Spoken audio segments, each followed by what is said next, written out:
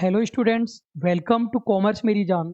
Student, जैसा कि आपको पता है हम हमारे फाइनल सेलेक्टेड स्टूडेंट्स के साथ इंटरव्यू कंडक्ट करते हैं, जिससे वो बता सकें उन्होंने लाइफ में क्या क्या मिस्टेक्स की और फिर क्या सुधार किया, कैसे उन्होंने प्रिपरेशन की जिससे उनका सिलेक्शन हुआ। और इन वीडियो से आपको पता चलेगा कि आपको कैसे प्रिपरेशन करनी है और आप अपने एग्ज़ाम की रणनीति बना पाएंगे। तो आज हमारे साथ गुलशन कुमार किसनानी जी है, अजमेर से। इनका सिलेक्शन हुआ है एयरपोर्ट अथॉरिटी ऑफ इंडिया में सीनियर असिस्टेंट अकाउंट्स के पद पर। टोटल 21 अस- पोस्ट थी, लेकिन अभी रिजल्ट केवल 17 पोस्ट का ही आया है। और इनका सिलेक्शन UR EWS से हुआ है। टोटल 100 नंबर का पेपर होता है, जिसमें 80 कॉमर्स के क्वेश्चन आते हैं, 20 जनरल के आते हैं। इनके टोटल 79 मार्क्स हैं और बहुत ही मेधावी स्टूडेंट्स रहे हैं। बीकॉम ऑनर्स में गोल्ड मेडलिस्ट रहे हैं और इन्होंने MCOM ABST किया है। CA वगैरह से नहीं रहे हैं। एट प्रजेंट इस जॉब के लगने से पहले ये जॉब करते थे ICAR, Indian council of agricultural research में।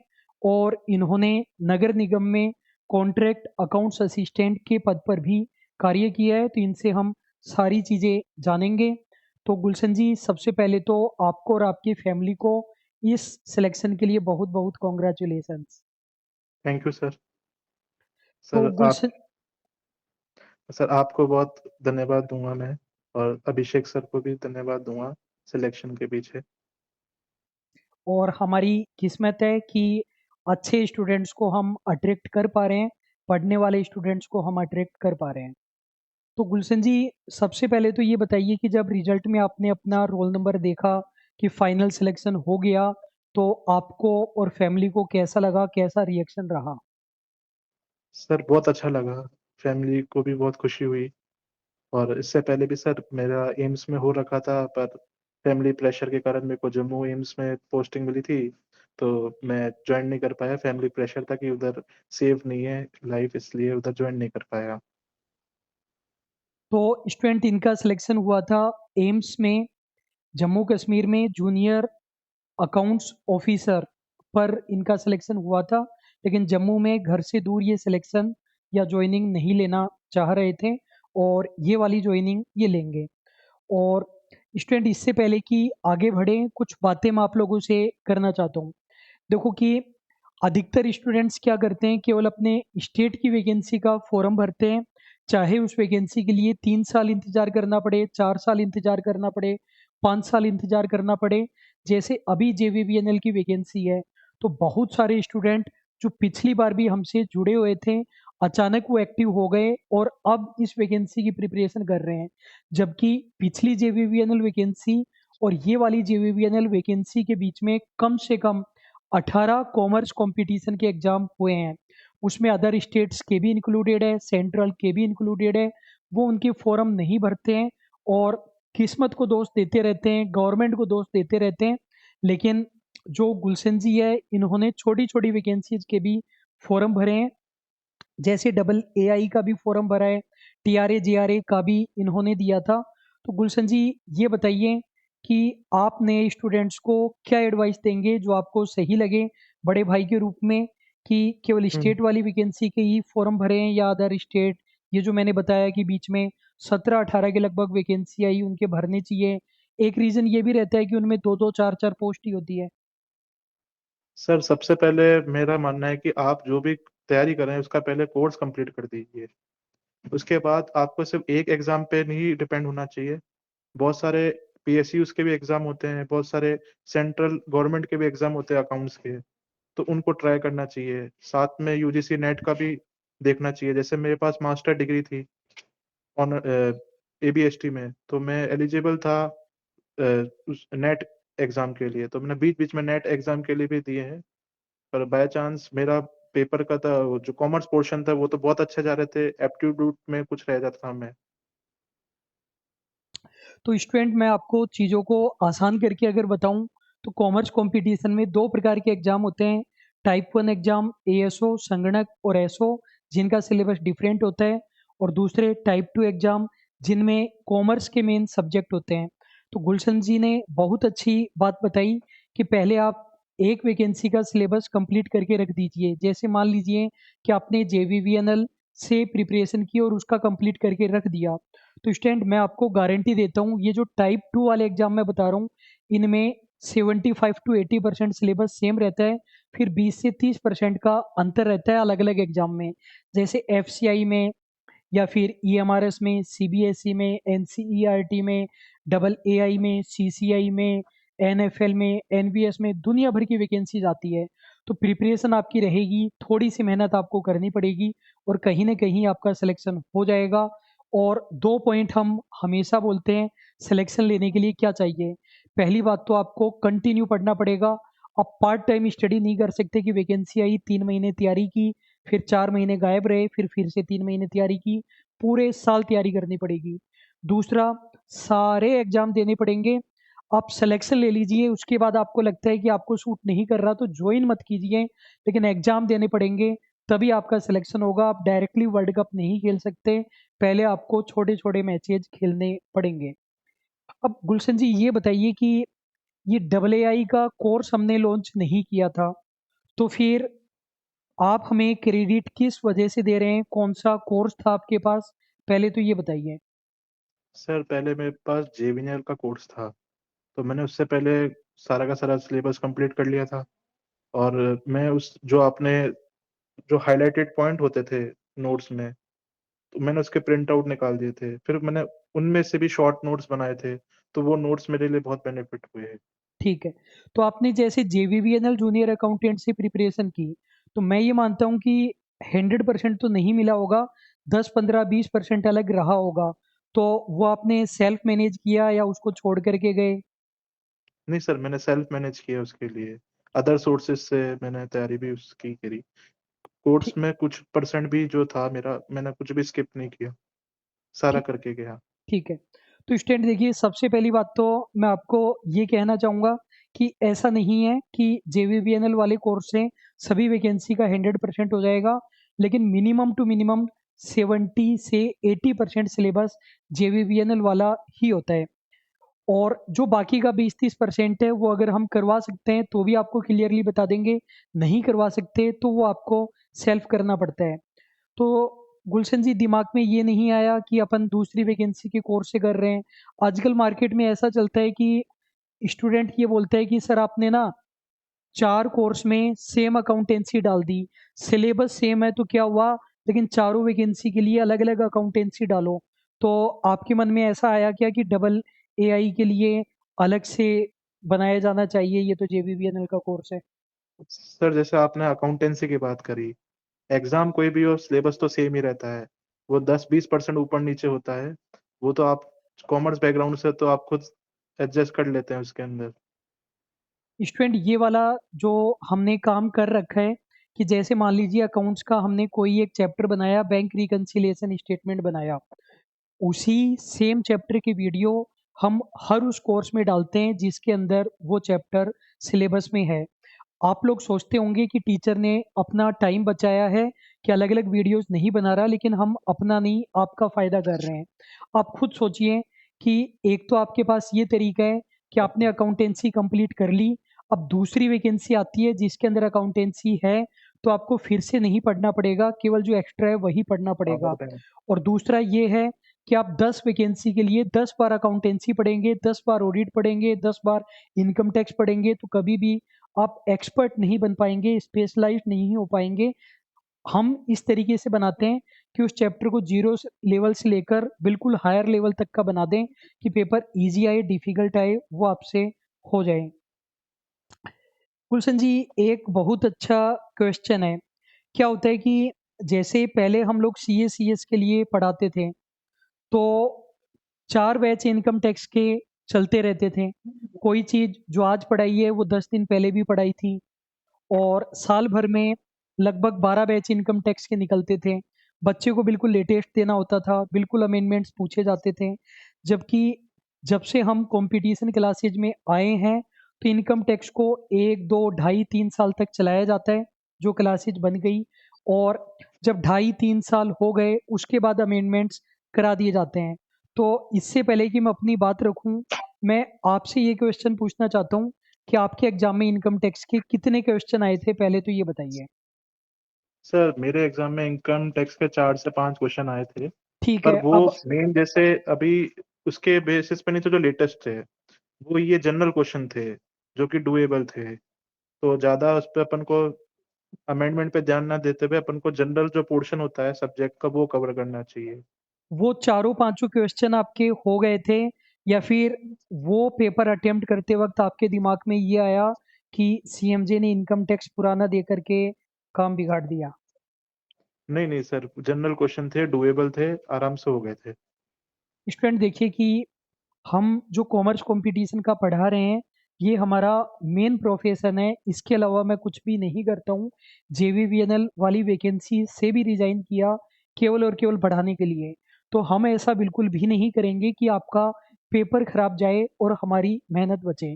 सीएस में अलग टाइप के क्वेश्चन पूछे जाते हैं, यहाँ पर अलग टाइप के क्वेश्चन पूछे जाते हैं। यहाँ पर अमेंडमेंट से वो बहुत कम क्वेश्चन पूछता है। न्यूमेरिकल प्रैक्टिकल प्रोविजन वाले क्वेश्चन आएंगे, लेकिन वो उनके आते हैं जिनमें चेंजेज नहीं होता है या कम होता है। या फिर आप ये कह सकते हो कि 95% क्वेश्चन अमेंडमेंट से नहीं आते हैं। और वैसे भी अब तो जेवीबीएनएल वाली वैकेंसी है, तो वो जो 5% का डर रहता है कि भाई 12 में से एक क्वेश्चन अलग आ गया, तो वो भी अमेंडमेंट्स हम कराने वाले हैं। आप लोगों को बेवकूफ़ बनाया जाता है और आप लोग बेवकूफ़ बनते हो। सीएस में भी बुक्स बेचने के लिए बुक के ऊपर लिख दिया जाता है कि नई बुक है, जबकि बुक बेचने वाले आराम से केवल 10 पेज डाल सकते हैं अमेंडमेंट के, लेकिन बच्चे से वो पूरी बुक चेंज कराते हैं। जहाँ पर 24-25 लिखा होता है, बस वहाँ पर 25-26 कर देते हैं। अभी कुछ तो टीचर कह रहे मेन हैं कि बेनिफिट मुझे एमसीक्यू का हुआ है, आपके जो एमसीक्यू करा रखे थे आपने लेक्चर के बाद, उसका बहुत बेनिफिट हुआ है। जबकि इस बार कुछ लोग कह रहे हैं कि भाई इनकम टैक्स एक्ट 2025 पूछेगा। भाई सीए के एग्जाम में दिसंबर से लग रहा है और आपके एग्जाम में पूछेगा। बेवकूफ़ मत बनिए स्टूडेंट्स। तो आप ये कह रहे हैं कि वो एमसीक्यूज का आपको बेनिफिट हुआ, लेकिन वो इनकम टैक्स में एमसीक्यूज थोड़े बहुत ज़्यादा करवा रखे हैं, 2-2.5 हज़ार। तो आप बोर तो नहीं हुए कि इतने ज़्यादा एमसीक्यूज है? तो और भी मैंने रिपीट करके देखे हैं 2-2 3-3 बार। अच्छा, उनको भी आपने रिपीट करके देखा है?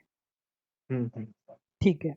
तो ये बताइए गुलशन जी कि आपका आपने कितने टाइम से कॉमर्स कंपटीशन की प्रिपरेशन करना स्टार्ट किया है? इस दौरान कौन-कौन से एग्ज़ाम दिए? उनमें कहाँ-कहाँ तक पहुँचे? या फिर पहली बार ही कोर्स लिया, एग्ज़ाम दिया और पहली बार में ही सिलेक्शन हो गया? सर वैसे तो मैं 2020 से कंपटीशन की लाइन में घुसा था, पर मैं एसएससी की तैयारी कर रहा था, तो 3 बार मैंने एसएससी सीजीएल मेंस भी दी है, पर मुझे सक्सेस नहीं मिली। कुछ रीजंस थे उसके पीछे। फिर मेरे दिमाग में आया था कि मैं क्यों ना अपने फील्ड के कंपटीशन दूं, क्योंकि एसएससी में भीड़ बहुत होती है सर। तो फिर मैंने अपनी फील्ड की तैयारी करी, और मेरे को 2 से ढाई महीने हुए, और 2 से ढाई साल हुए। उसमें मैंने बहुत सारे एग्जाम दिए।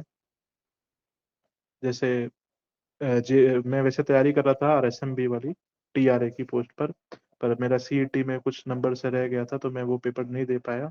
पर उसकी मेहनत मेरे बाकी सब एग्जाम में काम आई। मैंने पीएसयूज के भी दिए, सेंट्रल गवर्नमेंट के भी दिए, कॉमर्स की वैकेंसी के, एम्स के में भी बहुत सारे 3 या 4 बार एम्स के एग्जाम दे दिए। और अभी एआई का, डबल एआई का दिया था पेपर, उसमें मेरे को सक्सेस मिली।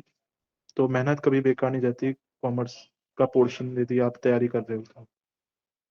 स्टूडेंट्स, हम जो आप लोगों को पढ़ाने के लिए स्ट्रेटेजी तैयार करके देते हैं, वो स्ट्रेटेजी कहाँ से बनती है?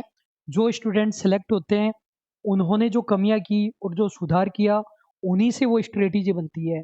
और स्टूडेंट का सिलेक्शन कहाँ से होता है? उस स्ट्रेटेजी को फॉलो करने से होता है। अब आप पाएंगे कि 2-3 चीज़ें मैं हर वीडियो में स्ट्रेटेजी में बताता हूँ और वो ही चीज़ें इन्होंने फॉलो की है। सबसे पहली बात, हम हमेशा कहते हैं कि आपका सिलेक्शन वहाँ पर होगा जो आपका स्ट्रॉन्ग है। अगर आप कॉमर्स फील्ड से हो, तो कॉमर्स कंपटीशन में आपका सिलेक्शन जल्दी होगा। बच्चे को लगता है कि वहाँ पर जनरल वाली वैकेंसीज में सीट्स ज़्यादा होती है तो सिलेक्शन जल्दी हो जाएगा, नहीं होगा। ये गोल्ड मेडलिस्ट है, फिर भी वहाँ पर नहीं हुआ, कॉमर्स में इतनी जल्दी हो गया। तो ये पहला पॉइंट है, कॉमर्स फील्ड से है तो कॉमर्स कंपटीशन की तैयारी कीजिए, उनकी कीजिए ही मत। जनरल पेपर स्ट्रॉन्ग करने के लिए एग्जाम दे सकते हैं। दूसरा पॉइंट ये है कि जितनी भी वैकेंसीज आती है, मैं तो ये बोलता हूँ चाहे अंडमान निकोबार में आ रही है तो भी फॉर्म भरिए, एग्जाम दे करके आइए, चाहे ज्वाइनिंग मत लीजिए, और कंटिन्यू आप प्रिपरेशन कीजिए। ये 3 पॉइंट बहुत ज़्यादा इम्पोर्टेंट रहे हैं। गुलशन जी, ये बताइए कि सीईटी में आप क्यों रह गए? कैसे रह गए? मतलब धांधली हो गई, गवर्नमेंट ने कुछ गलत कर दिया, कुछ कमी रही, क्या हो गया? सर जैसे मैं सीजीएल की तैयारी कर रहा था तो मेरा इंडियन जीके बहुत अच्छा था, पर मैं का राजस्थान जीके मेरा इतना स्ट्रांग नहीं था, और मुझे तैयारी करने के लिए राजस्थान जीके 2 या 3 मंथ ही मिल पाया अवेलेबल। तो मेरा वो पोर्शन अच्छी तरह से स्ट्रांग नहीं हो पाया, इस कारण मेरे सीईटी में थोड़े कम नंबर रह गए। स्टूडेंट, जो भी पर्सन सक्सेसफुल होता है उसमें ये खास बात होती है कि वह अपनी गलतियां पहचान सकता है। जब तक आप गलतियां स्वीकार नहीं करेंगे, आप उनका सुधार भी नहीं कर सकते। तो आपको पता होना चाहिए कि आप क्यों रहे। तो सीईटी सीईटी में आप कितने मार्क्स से रह गए थे? 1 नंबर से। सीईटी में ये 1 नंबर से रह गए थे, और इनको रीज़न पता है कि ये सीजीएल की प्रिपरेशन कर रहे थे, तो राजस्थान जीके वहाँ पर आती नहीं है, वो नहीं पढ़ रहे थे। और सीईटी में तो आपको पता है राजस्थान जीके बहुत ज़्यादा इम्पोर्टेंट है, उस वजह से इनका सिलेक्शन रुका। गुलशन जी, ये बताइए, लाइफ में कभी डीमोटिवेशन फील हुआ क्या? खुद को कैसे मोटिवेट रखा? किस पर्सन ने, किस चीज़ ने मोटिवेट किया? सर मोटिवेट के तो बहुत सारे सोर्सेस है, पेरेंट्स है, पर सबसे पहले मैं मोटिवेशन के लिए मैं अपने जो ट्विन ब्रदर है उनको दूंगा, क्योंकि मैं जॉब करता था, मैं थक के आता था, तो वो मेरे को मोटिवेट करते थे कि नहीं, अभी थोड़ा रेस्ट करके करना ही करना है, क्योंकि वो तैयारी कर रहे हैं। वो अभी उनका भी एम्स का था, पर वो कुछ नंबर से रह गए, पर वो भी तैयारी कर रहे हैं, कॉमर्स की वैकेंसी की तैयारी कर रहे हैं वो भी।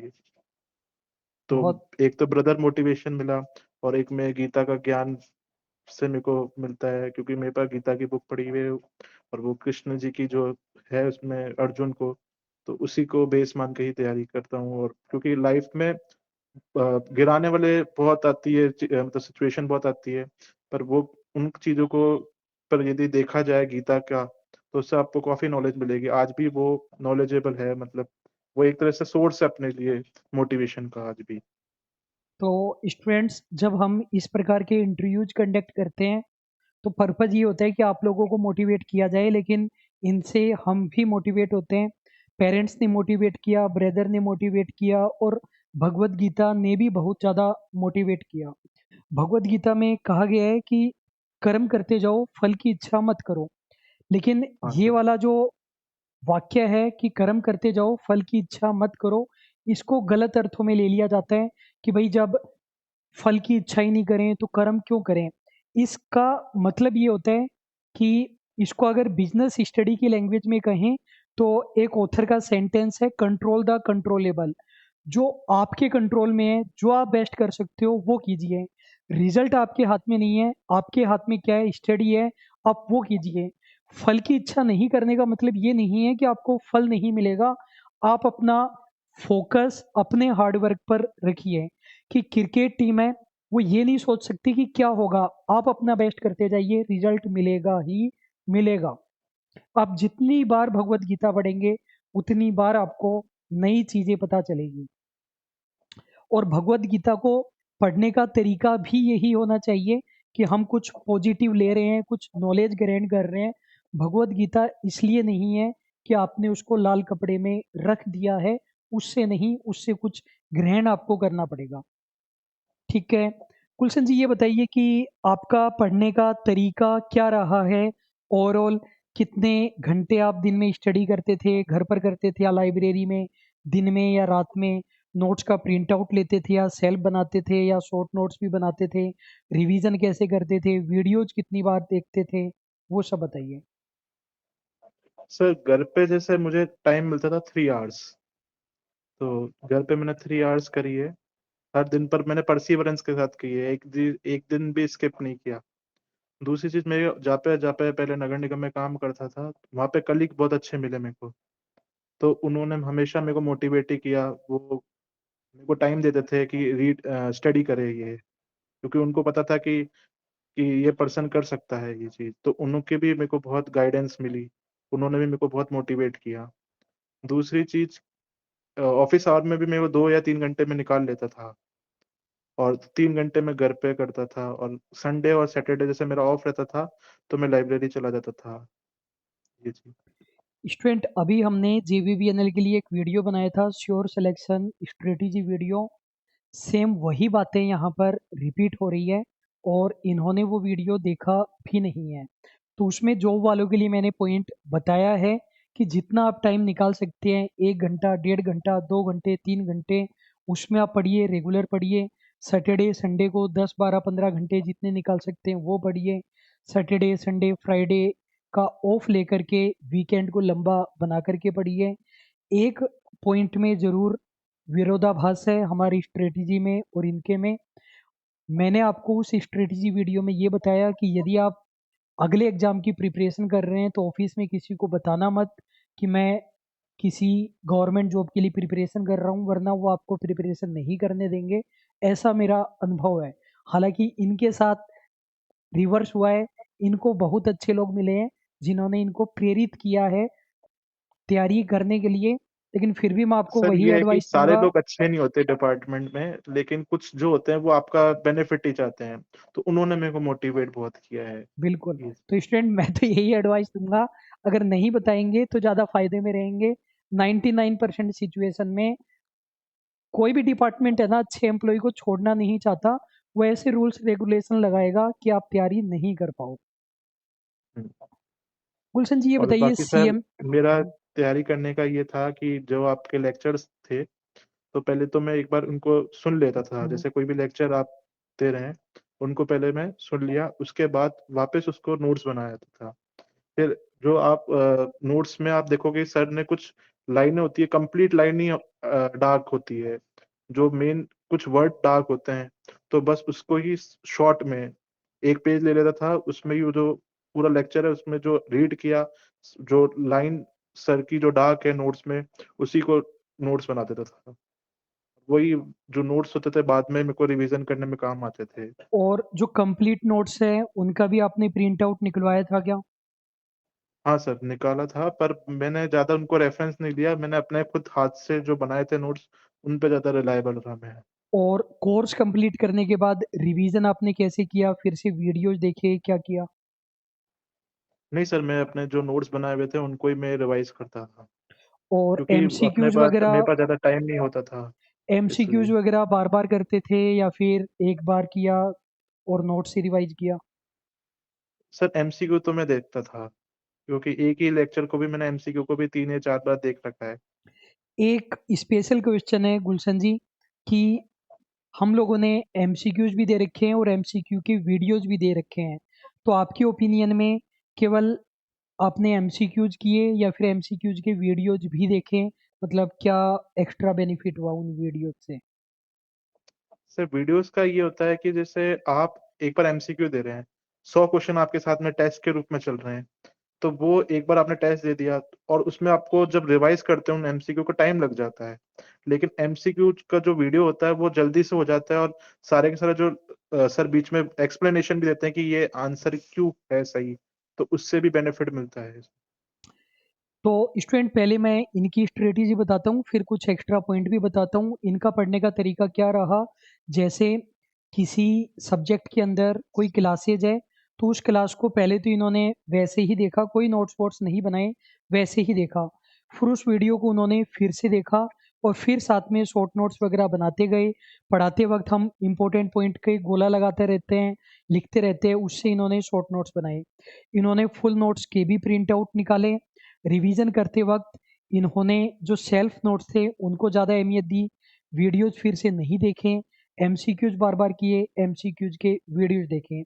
मेरा एक्स्ट्रा पॉइंट स्टूडेंट ये है कि एमसीक्यू की वीडियो ज़रूर से देखिए, वहाँ पर जो एक्स्ट्रा चीज़ें होती हैं, एक्सप्लेनेशन वगैरह होता है, वो हम कराते हैं। गुलशन जी ये बताइए, लास्ट क्वेश्चन है या सेकंड लास्ट मान सकते हैं। कॉमर्स मेरी जान के बारे में आपको कब पता चला? कैसे पता चला? जुड़ने के बाद क्या एक्सपीरियंस रहा? क्या अच्छा लगा? क्या कम अच्छा लगा, बुरा लगा या फिर कुछ भी सजेशंस फ्यूचर के लिए? सर सीएमजे के साथ मैं 2000 2021 से जुड़ा हूँ मैं पहले संगणक की तैयारी की थी, मैंने सीएमजे से की थी। मेरे संगणक में भी 67 नंबर थे, पर वो कट ऑफ ईडब्ल्यूएस की 70 गई थी अभी जो लेटेस्ट हुआ था। तो उसके हाँ, बाद हमारी बात हुई थी जिस दिन। डॉक्यूमेंट वेरिफिकेशन के बाद और ठीक हाई है। चली गई। तो उसमें तो फिर मेरा नहीं हुआ, पर मैं सीएमजे से ही जब तैयारी कर रहा था तो मेरे को कंटेंट बहुत अच्छा लगा था, जैसे संगणक की तैयारी का।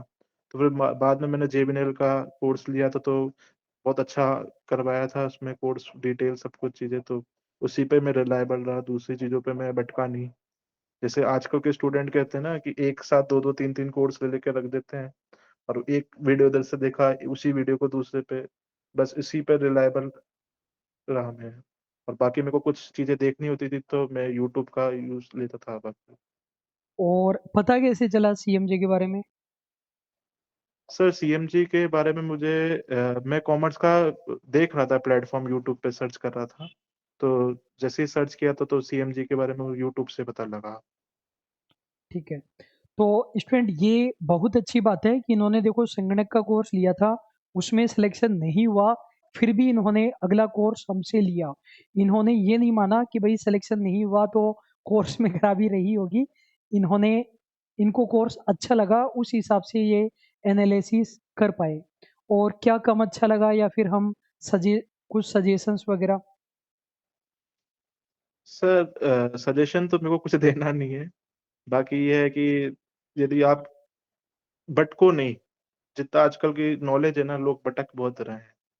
एक जैस जो चीज़ है उसके ऊपर हैं, बाकी तो मेरे को सजेशन देना नहीं है, कोर्स बहुत बढ़िया ही है। जैसे भटकना, और जैसे किस चीज़ में नहीं भटके? जैसे लोगों के पास मैंने देखा है सर, लाइब्रेरी में बैठ रहता था, लोग जो एक कोर्स होता है, जैसे राजस्थान जीके की तैयारी कर रहे होते थे, तो एक कई दूसरे सोर्स से देखा, कोई दूसरे प्लेटफ़ॉर्म से, फिर कोई उसी को दूसरे प्लेटफ़ॉर्म से देखा। एक ही चीज़ पे रिलायबल होना चाहिए। अच्छा, नहीं ये होगा ज़्यादा से ज़्यादा क्या होगा? नहीं होगा, पर नॉलेज तो मिल रही ना आपने, वो कंप्लीट नहीं करते कोर्स को। वो दूसरी-दूसरी चीज़ों पे ही डिपेंड होते हैं, वो उन पर ही। पर एक चीज़ को लो और कंप्लीट करो, बस वो चीज़ मैं कहूँगा। तो स्टूडेंट्स ये इन्होंने सजेशंस दिया है आप लोगों के लिए कि आप एक कॉन्सेप्ट को 3 जगह से करेंगे तो कन्फर्म आप भटकेंगे, आप कन्फ्यूज़ हो जाएँगे। होता क्या है कि स्टूडेंट को लगता है कि हमने सीएमजे से एक बार कोर्स कंप्लीट कर लिया, अब उससे तो कुछ नया पता चलेगा नहीं, अब मैं दूसरे कोर्स से कर लेता हूँ, दूसरे टीचर हुँ, का भी बहुत नाम है। स्टूडेंट एक बहुत अच्छा पॉइंट बता रहा हूँ, बहुत अच्छा पॉइंट बता रहा हूँ। होता क्या है कि आपने एक बुक को एक बार पढ़ लिया, जब आप उसी बुक को दूसरी बार पढ़ेंगे ना, आपको नई चीज़ें पता चलेगी और आपको आश्चर्य होगा कि जब मैंने पहली बार पढ़ा, तब ये चीज़ें मेरे दिमाग में क्यों नहीं आई। तीसरी बार पढ़ेंगे तब आपको और कुछ नए पॉइंट पता चलेंगे, चौथी बार में और नए पॉइंट पता चलेंगे। जैसे थोड़ी देर पहले मैंने कहा था, भगवद गीता को आप जितनी बार पढ़ेंगे, उतनी बार आपको नई-नई चीज़ें मिलेंगी, पहली बार आपके दिमाग में भी नहीं आई होगी। तो ये इन्होंने बहुत अच्छा पॉइंट बताया है। यदि आपके पास टाइम एक्स्ट्रा है, तो एमसीक्यूज़ आप जगह-जगह से फिर भी कर सकते हो, बाकी कॉन्सेप्ट में नहीं जाना चाहिए। तो गुलशन जी बहुत अच्छी-अच्छी बातें आपने बताई और हमें उम्मीद है कि जो स्टूडेंट्स हैं उनको बहुत ज़्यादा बेनिफिट होगा और अगली बार कोई स्टूडेंट आएगा जो कहेगा कि गुलशन जी का वीडियो देखा था, उससे मैंने ये मिस्टेक सुधारी, उससे मुझे मोटिवेशन मिला और हमें बहुत अच्छा लगेगा उससे। Thank you sir. Thank you.